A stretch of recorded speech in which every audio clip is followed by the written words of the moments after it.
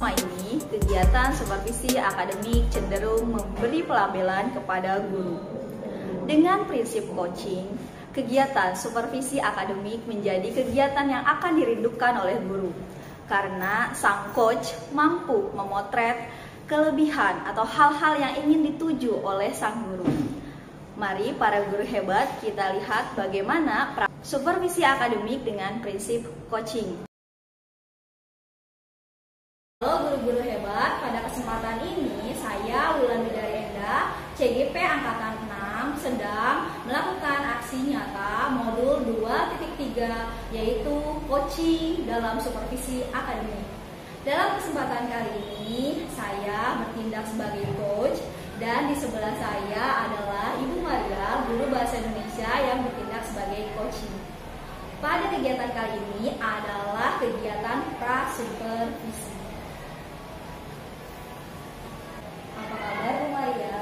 Alhamdulillah, kabar baik pula. Terima kasih ya sudah mau direpotkan. Terima kasih. Bu Maria mengajar kelas berapa? Kelas 9. Oh baik. Hal-hal yang akan dilakukan kita pada saat ini adalah kegiatan pra-observasi. Nah, Bu Maria izin apakah kelengkapan supervisi kita sudah disiapkan? Alhamdulillah sudah ya Bu ya. Di sini saya sudah menyiapkan RPP-nya. Sekaligus media pembelajarannya juga sudah saya siapkan besok. Hebat, terima kasih ya Bu Maria. Untuk besok tujuan pembelajarannya sendiri apa ya Bu kalau nggak tahu? Kebetulan kelas 9 akan mempelajari tentang teks tanggapan, yaitu ada di kompetensi dasar 3.3 ya bulannya. Itu 3.3 itu tentang mengidentifikasi teks tanggapan baik kritik atau saran dari pujian.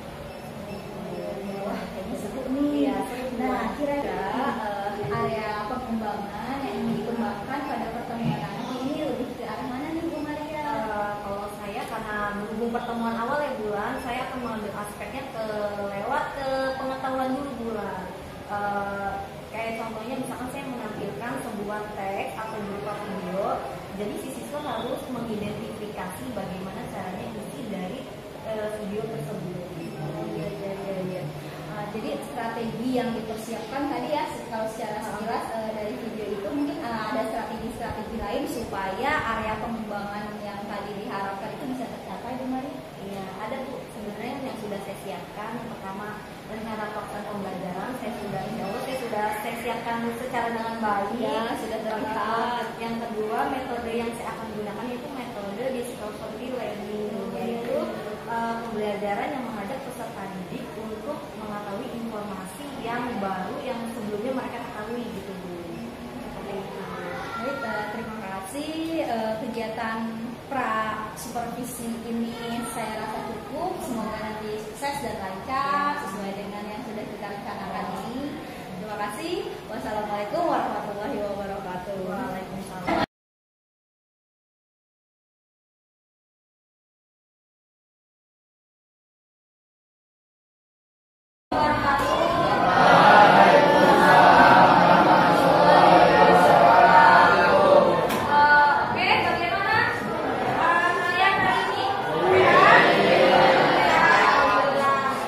Hari ini sebelum kita mulai pembelajaran hari ini, kita mari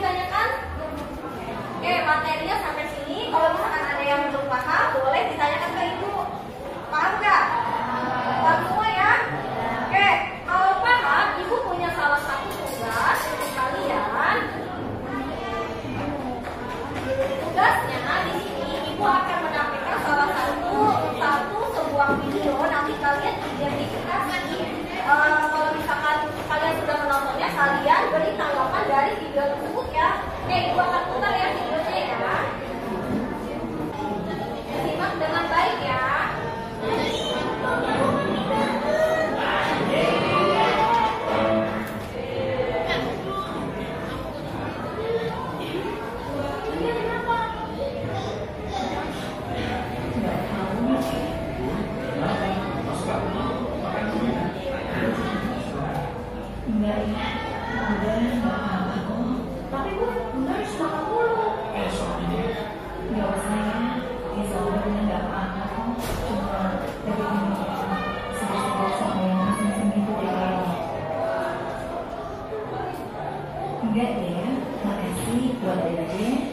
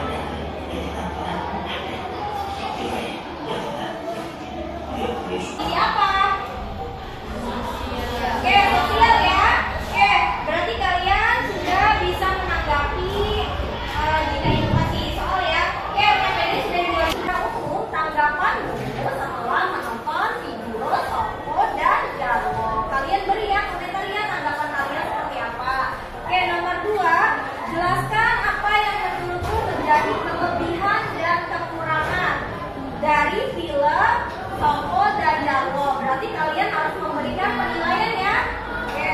Yang terakhir, mengapa film kartun Karya Anak Bangsa masih kalah dengan film kartun produksi luar seperti Upin Ipin dari negara Malaysia, Kokomiko Lemon Jepang, Tayo Korea dan lain-lain. Jelaskan dengan bahasamu sendiri. Kalian harus bisa menjelaskan penggunaannya, ya kan?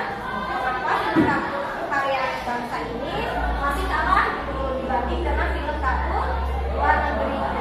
Oke, boleh langsung dikerjakan ya.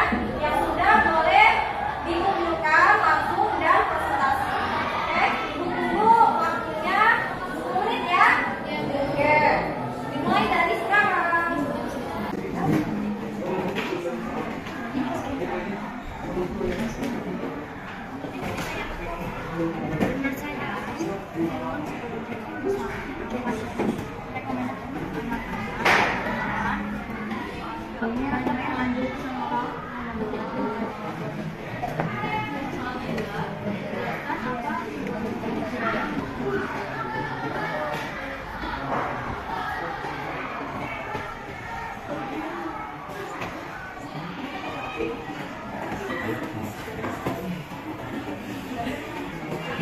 Mars itu Maria.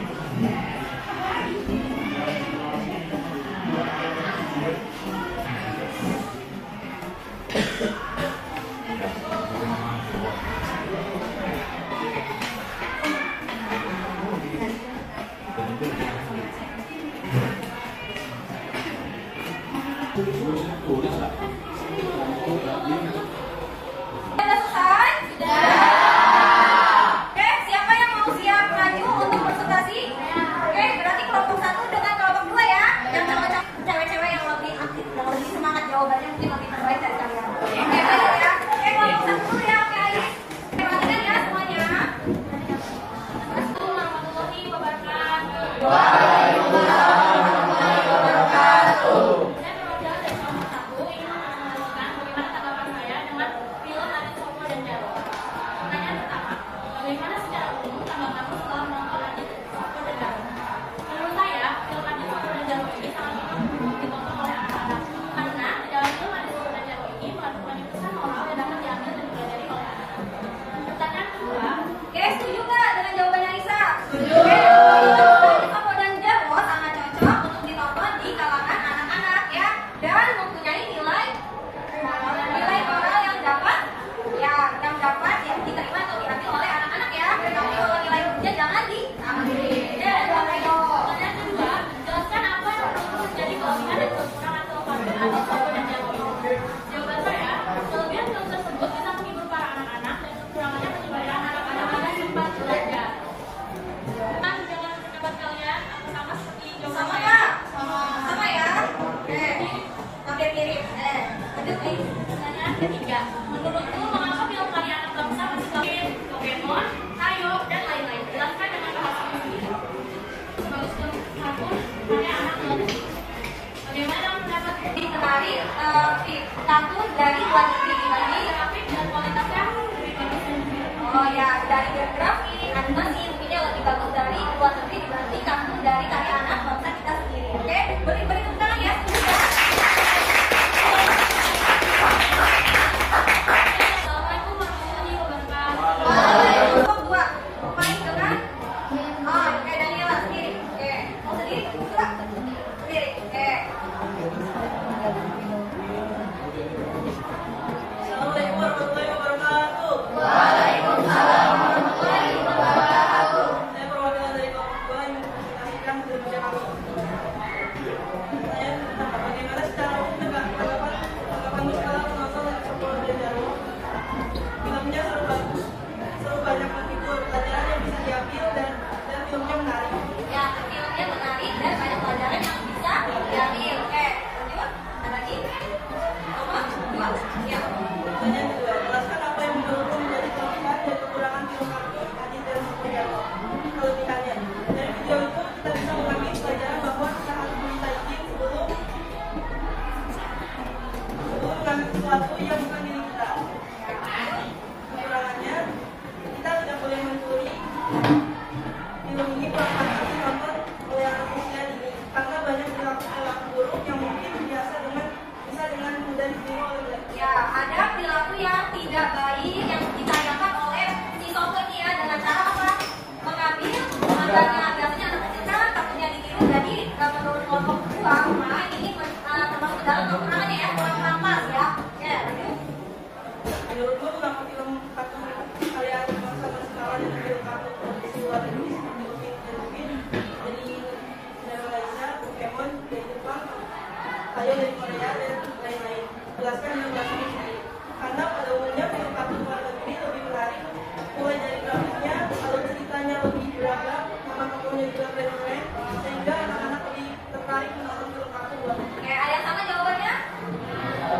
Jawaban dari kelompok 2 yaitu dari grafiknya, dari nama-nama tokohnya lebih keren, dari alur ceritanya juga mungkin lebih menarik. Makanya film karya anak bangsa mungkin lebih kurang disukai atau diminati oleh anak-anak gitu ya. Dan biasanya film dari karya anak bangsa itu biasanya menonjolkan kebanyakannya sisi negatifnya gitu, dibanding sisi positifnya gitu ya. Oke, silakan.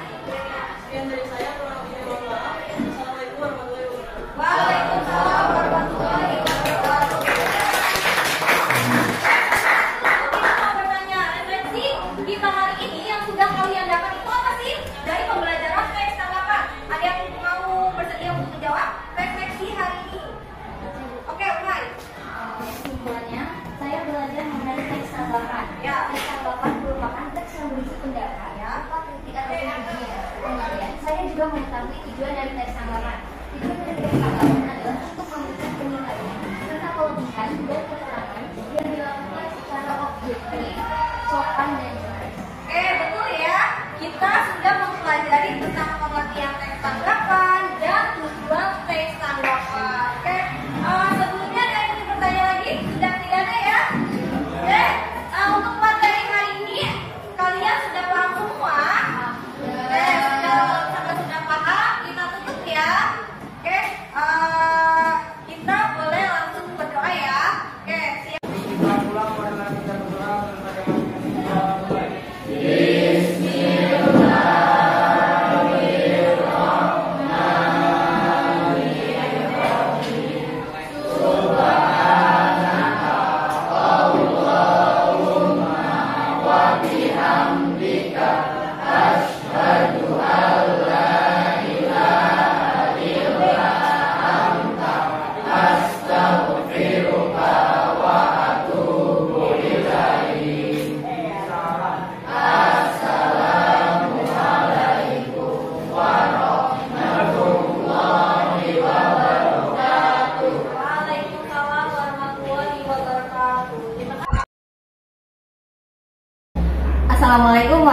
warahmatullahi wabarakatuh.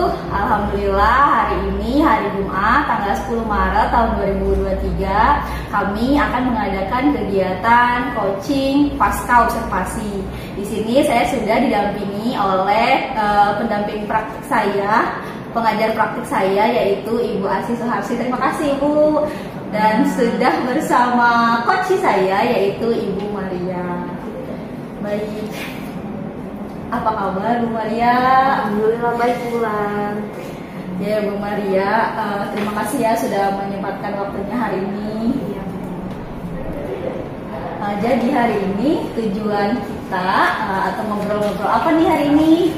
Tentang kegiatan fisik kemarin di kelas pembelajaran saya. Oke, baik. Jadi kita akan membahas lagi tentang kegiatan yang sudah dilakukan ya pada saat kemarin. Nah, menurut Bu Maria pada saat kemarin itu tuh, pada saat ada saya dan kita melakukan proses ini, perasaan Bu Maria bagaimana? Perasaan saya sedikit lega ya Bu ya, karena setelah pasca observasi ini sudah terlaksana dengan baik. Oke, baik, terima kasih. Nah, kalau hari ini nih, perasaan Bu Maria bagaimana nih? Kalau untuk hari ini yang pasti sih sangat senang ya Bu ya gitu, karena kan sudah berjalan dengan baik juga gitu Bu. Oke. Nah, kemarin tuh ketika kegiatan itu sudah berlangsung, kita kan sebelumnya sudah merencanakan ya tujuan-tujuan yang ingin waktu itu dicapai oleh Bu Maria. Masih ingat nggak kemarin tuh targetnya atau tujuan sasarannya?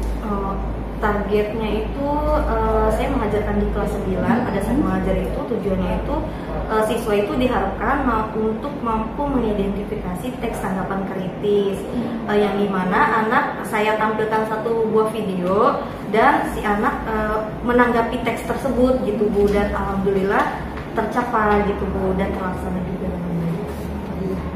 Jadi kemarin itu sesuai yang kita rencanakan ya. Jadi anak-anak belajar melalui video lalu menanggapi ya, jadi sesuai dengan apa yang direncanakan. Baik. Kalau misalnya tujuan pembelajarannya yang kemarin itu kira-kira menurut Bu Maria sudah tercapai belum sih? Alhamdulillah 100% sudah tercapai, walaupun masih ada sedikit yang kurang gitu ya Bu ya, tapi alhamdulillah sudah cukup, saya merasa cukup gitu Bu. Kira-kira kemarin menurut Bu Maria yang sedikit ada kurangnya itu di bagian mana sih Bu Maria? Ada salah satu kelompok yang masih kurang paham gitu ya Bu dari salah satu anaknya, dan mengerjakannya juga masih agak sedikit kesulitan gitu. Tapi untuk kelompok yang lain berjalan dengan baik. Jadi ada ketika Bu Maria memperhatikan itu ada ya? Ada Bu salah satu. Wah ini kayaknya satu ini masih kurang nih. Oke, baik. Nah, kalau hal-hal baik yang sudah berjalan ketika proses ini nih kita lalui yang akan Bu Maria pertahankan nih. Hal baik yang ingin saya pertahankan adalah pada saat saya mengajar di kelas mereka agar merasa tetap nyaman gitu Bulan. Karena pada saat saya masuk ke kelas mereka juga saya menyesuaikan dengan usia mereka gitu Bu. Baik, jadi menurut Bu Maria kenyamanan, harus ada di setiap kelas ya yang Bu Maria ajarkan. Jadi selain memang ada target-target yang ingin dituju, tapi yang faktor utamanya adalah kenyamanan bersama. Wah keren ya Bu Maria ini. Oke, kalau misalnya yang tadi itu yang sedikit-sedikit itu yang menurut Bu Maria masih ada agak kurang, itu ada rencana-rencananya nggak ke depannya mau seperti apa nih untuk menangani mungkin ada hal-hal seperti ini? Mungkin dari media pembelajaran dan model pembelajaran dan variasi yang sesuai kali ya Bu ya, sehingga si anak itu ketika kita masuk ke dalam kelas agar tetap merasa senang gitu Bu dengan pembelajaran kita, lebih menarik gitu lah ya. Oke, jadi Bu Maria berusaha untuk setiap kali masuk kelas medianya sudah dipersiapkan, semuanya membuat anak-anak tertarik. Iya Bu, baik. Kira-kira siapa yang akan membantu Bu Maria dalam merealisasikan rencana tersebut? Rekan semampul MGMP di sekolah yang pertama Bu, dan yang kedua MGMP di Kota Cilegon. Jadi menurut Bu Maria kita bisa belajar dari teman-teman kita yang ada di sekolah kita dan yang ada di Kota Cilegon, semampul ada kita pertemuannya ya.